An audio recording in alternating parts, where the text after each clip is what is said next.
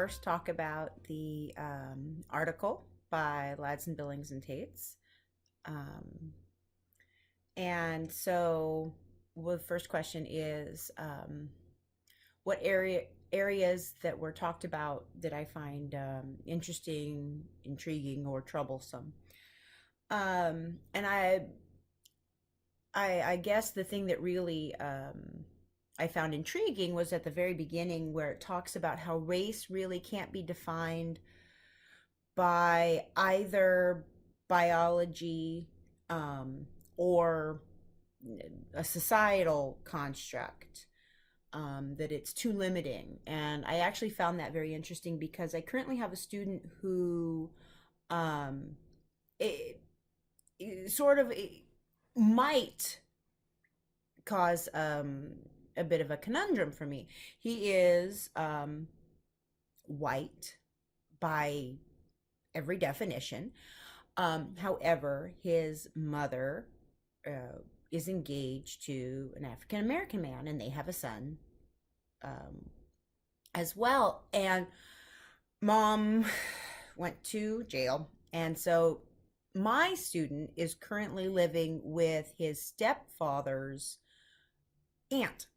So he's being raised by a woman of color along with her older sons, and his dad is living in the house as well, and his half brother.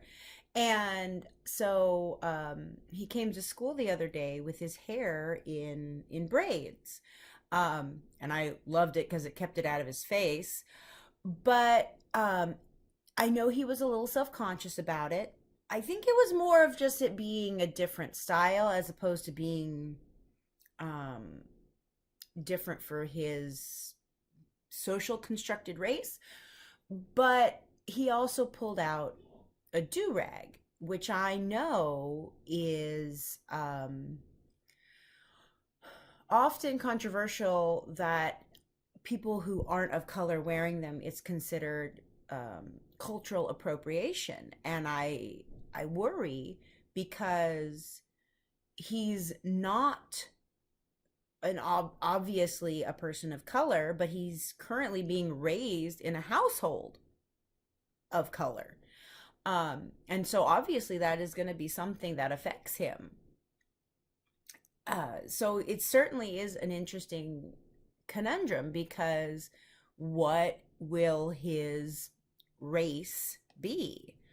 And then, of course, his half brother, who clearly is of color. And,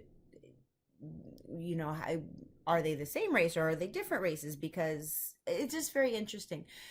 Um, but then again, there's also, and I can't remember her name, but the lady who said that she considered herself black because she raised her sons black.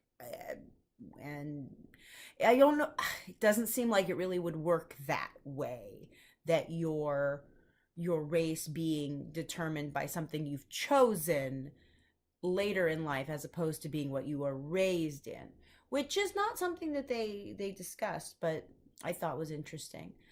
Um, Now, when it comes to teaching or curriculum development, um, it certainly does, I think,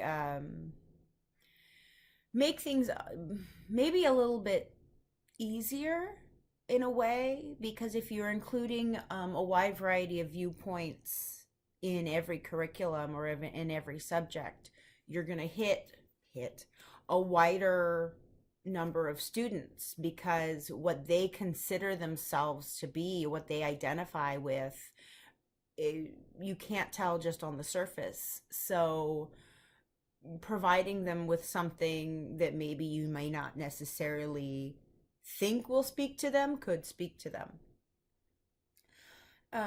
Continuing on, and then moving on to the film. And so here, question two asks about the if there's any, or what the examples of disparity of wealth disparity exists in my community. In the community where I work, which is Yuba City, there is definitely a huge gap. Um, in Yuba City, there are primarily three three races. There's white, there's Indian, and there are Latino people. To put it bluntly, and my school is primarily Latinx, and they are definitely low income. Now, in my neighborhood or where I teach, it's definitely because our school is the closest to the migrant housing. So our students are primarily first generation, possibly not even. They may have, some of my students were born in Mexico, but parents were born and educated in Mexico and came here to the United States. And so their child is the first one who's being educated in a U.S. school. And so most of them had to leave Mexico for work, which means that they typically left school early because they and their family needed the money. So we are dealing with a population that doesn't have much education to begin with, so they can't support their students as much. And so the wealth gap that is clearly there isn't as race based, despite the fact it is based around that particular race. It's more of their circumstances of leaving one country and going to another, their migratory status. And some of these students do return to Mexico. I currently have two students in Mexico. One has been there since early September, and the other one has been there since mid-October. They will probably return after the winter break. One may not return until April. So this will kind of continue the cycle because they won't get a very good education going back and forth and back and forth. Usually, students who go to Mexico are not enrolled in school. They spend their time at home helping if they can. Um, and so then they come back here, get a few months of education, and then return, and it continues. And so they more than likely won't graduate from high school. They will not have the opportunities to um, work in more lucrative areas. And so that becomes sort of a different issue. But there is certainly a large gap in what people earn. I'm not as familiar with our Indian population. We have a very large Sikh community. Um, and typically, um, those families who find themselves near our school only stay for a year or two. And then they transfer, they move out. They move out of the area and they find a nicer place to live and they don't go to our school anymore. um, it's unfortunate but true. Um, which I found very interesting about trying to read into with the article about the fundings of schools, and the article's claims that uh, lower income schools with primarily people of color not getting as much funding. And so I was trying to look into that, and I think it's a little unclear to me to see where that notion is coming from. However, Yuba City entirely is a lower school district. It's not one of the highest performing districts in California. And so perhaps the idea of school funding isn't within a district, but within well, within different districts. And that would make more sense, I guess. But moving on. The other question that I wanted to respond to was number 4, that was talking about this idea of a melting pot, and that there were certain people who were unmeltable. Um, and I mean, the melting pot theory or idea has been around forever, and I remember being told that. And with that idea, thinking that, okay, eventually everyone's going to look the same.